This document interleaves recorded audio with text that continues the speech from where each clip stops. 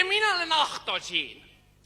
Mina olen 8-aastane, olen nüüd juba üle 10 aasta, ma olen 8-aastane ja ma olen see üks raske sõna, mis on, ma olen selgeks õppinud, mis on akselerant. Aga no tegelikult ma olen ikka kõik see aeg kihvtilt tööd teinud ka. No ma nagu oleksin ennast mingisuguse suure asja jaoks ette valmistanud. Vaata, ei pistnud ema mind mitte mingisse tavalisse kooli, vaid ikka sinna erilisse, sinna saksa keele kooli. Vaata, keeled, see on värav, see on auk pimedast toast välja. Heietas vanaema nagu setu leelutaja.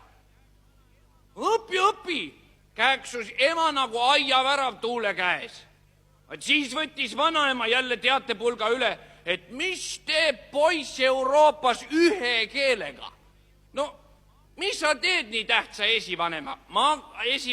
Ma hakkasin litsuma keeltekooli vahet. See on täitsa mõnus. Siuke natukene hull punt on seal keeltekoolis koos. Vaata, ühel päeval tuli see uitaja, see tuli koridoris vastu ja kuulutas, et garçon parle du français. No kuule, ma ei saanud ennast ju 3 keele vahel lõhki kiskuda ja ma vandusin talle 2 sõrme püsti, et kui ma inglise keele ära õpin, et siis oui, monsieur. Aga prantsuse keeleni ma ei jõudnudki, sest algas revolutsioon. Ei, mitte see prantsuse ja mitte see oktoobri, vaid see Sansoni revolutsioon. See laulev revolutsioon meie oma, noh.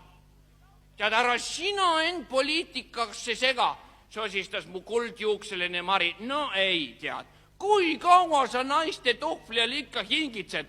Ma rebisin ennast lahti, rohelised lasksid end leigeks, lagunesid ja jagunesid, ülejäänud koondusid ja eraldusid nagu amööbid.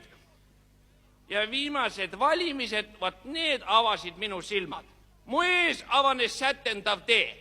Kuningriiklased. Elagu kuningas ja mina ka. Ja vanaema muide astus minuga ühte punti, no nagu alati, sest tema tahtis kuningannat näha.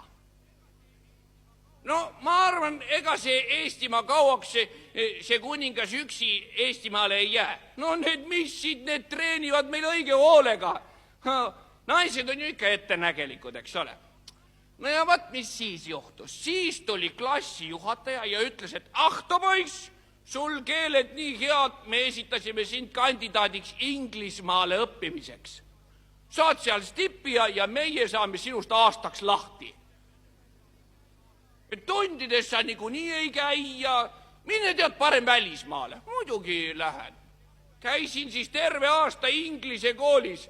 Järgmisel aastal lähen juurat õppima, praktikatel Scotland Yardis ja kui ma tagasi tulen, no siis ma alles vaatan, kes siin keda röövib. Ja ma ei kavatse muide enne pidama jääda, kui ministritool on käes. See asi sai mul viimaste valimiste ajal igal juhul täitsa selgeks.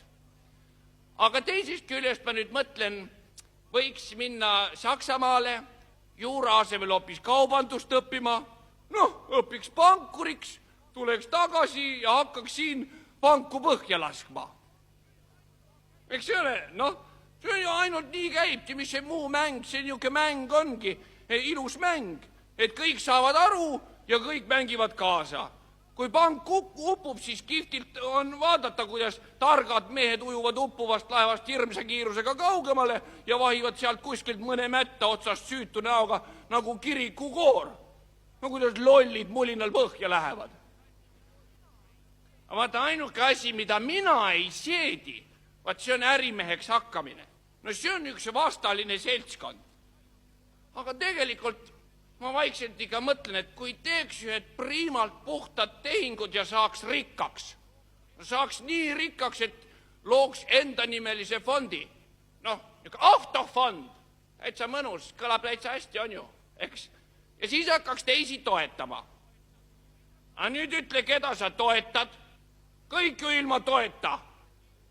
No kõigepealt muidugi sugulasi ja siis sõpru. Aga piirikaitset peab ju kõigepealt toetama.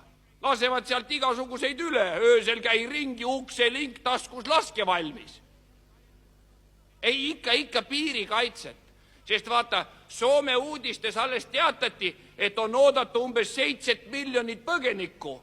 Vanaema soovitas meil selle peale hästi mättaline koht valmis vaadata, et kui see laviin meist üle pühib, siis heidame 2 mätta vahele ja hoiame neist mätastest kõvasti kinni, muidu pühivad kaasa. Muidu on vanaema hakanud viimasel ajal kõiki mu plaane maha laitma, et mis ma lõõbin, et oma keelega sobiksin ma parem hoopis diplomaadiks. Täitsa pull võib-olla ka. Seal Välisministeeriumis võiks tõesti mõnda asja muuta, eks ole? No jah, no ütle nüüd.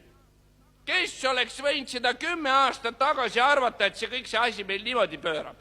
No 10 aastat tagasi siis, kui oli see. Siis, kui Kempsusse keegi tõmbas vett. Ja.